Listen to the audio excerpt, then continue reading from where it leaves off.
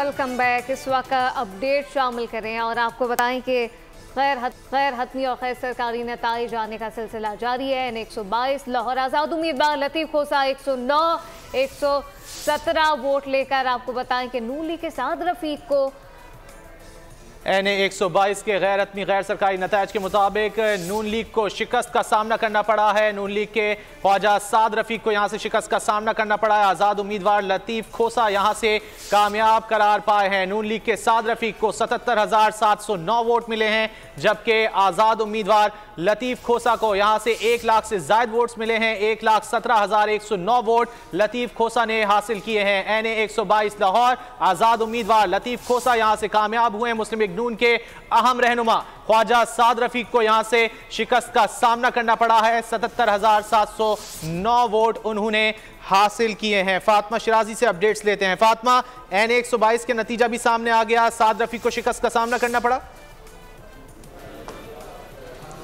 जी बिल्कुल, N122 का नतीजा भी फाइनली सामने आ गया, लेकिन अभी गैर हतमी और गैर रस्मी जो है ये नतीजा है, क्योंकि फॉर्म नंबर 47 जो है वो हम सब के लिए बहुत ज़रूरी है। ECP की जानिब से ये बताया गया है कि जब तक कोई भी रिज़ल्ट ECP के फॉर्म में नहीं आएगा, फॉर्म नंबर 47 में नहीं आएगा, तो वो रिज़ल्ट कंसीडर नहीं किया जाएगा। लेकिन अगर ओवरऑल वोट की बात की जाए तो अभी सरदार लतीफ़ खोसा ने as compare to Saad Rafique जो है वो कम्पीट कर गए हैं।